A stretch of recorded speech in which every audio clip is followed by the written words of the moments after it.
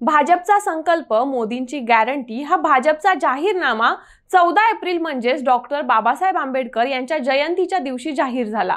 दिल्लीतील भाजपच्या मुख्यालयातून पंतप्रधान नरेंद्र मोदी, गृहमंत्री अमित शाह, संरक्षण मंत्री राजनाथ सिंह, अर्थमंत्री निर्मला सीतारामन आणि भाजपचे अध्यक्ष JP नड्डा यांच्या उपस्थितीत हा जाहीरनामा प्रसिद्ध झाला। भाजपने प्रसिद्ध केलेल्या या जाहीरनाम्यात विशेषतः नोकर भरतीवर भर दिलाय। गरिबांच्या कल्याणासाठी अनेक योजना आणणार असल्याचं आश्वासन देखील भाजपने दिलंय। महिला सक्षमीकरण आणि शेतकऱ्यांवर भाजपने विशेष भर दिला आहे। गरिबांना 5 लाखांपर्यंत मोफत उपचार आणि मोफत रेशन देण्याचं आश्वासन देखील मोदी की गॅरंटी मधून देण्यात आलंय। या भाजपच्या जाहीरनाम्यात महत्त्वाचे कोणते 10 मुद्दे आहेत त्यावर नजर टाकू। नमस्कार, मी प्रगती देसाई आणि लगावबत्तीमध्ये तुमचं स्वागत।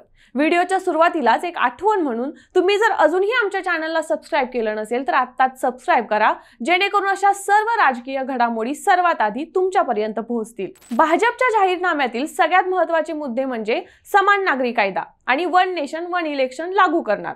देशातल्या सर्व धर्म समाजासाठी एकच कायदा लागू करण्याचा आणि देशात सर्वच निवडणुका एका कालमर्यादित घेण्याचं आश्वासन भाजपने आपल्या जाहीरनाम्यातून दिलं आहे।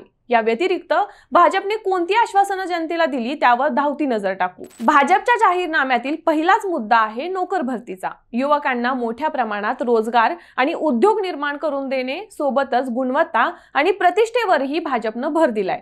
तसंच आपलं सरकार आल्यास नव उद्योजकांच्या स्टार्टअपलाही प्रोत्साहन देण्याचं आश्वासन भाजपने दिलंय।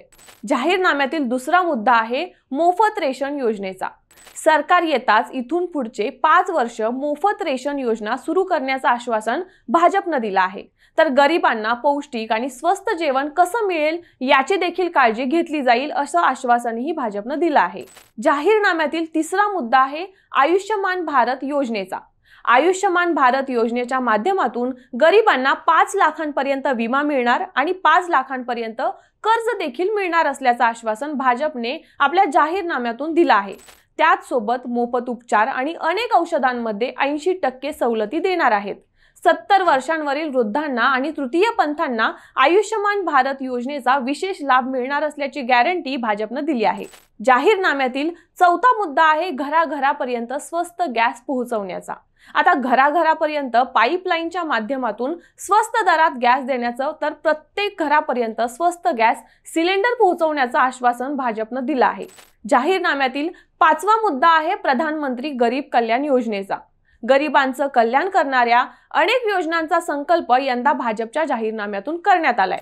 गरिबांसाठी 3 कोटी नवीन घरे बांधणे, गरिबांसह दिव्यांगांना अनेक सुविधा देणे, पंतप्रधान आवास योजनेच्या अंतर्गत दिव्यांगांना घरे देण्याचं आश्वासन भाजपने दिलं आहे। जाहीरनाम्यातील 6वा मुद्दा आहे मुद्रा योजनेचा। मुद्रा योजनेअंतर्गत कर्ज देण्याची मर्यादा आता वाढवली जाईल। या योजनेतील 10 लाख रुपयांची मर्यादा 20 लाखांपर्यंत वाढवली आहे।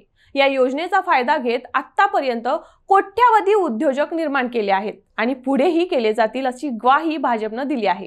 जाहीरनाम्यातील 7वा मुद्दा आहे वीज बिल शून्य करण्याचा। भाजप सरकार येताच वीज बिल शून्य करण्यासाठी प्रयत्न करणार असल्याचं आश्वासन भाजपने दिलं आहे।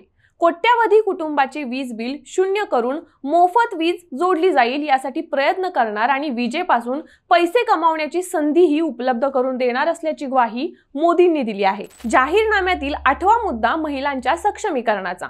माहिती तंत्रज्ञान, आरोग्य आणि पर्यटन या क्षेत्रांतील प्रशिक्षण महिला बचत गटांना देणार, तर महिलांसाठी सर्वायकल कॅन्सर म्हणजेच गर्भाशय मुखाच्या कॅन्सरवरील उपचारांवर अधिक भर देणार।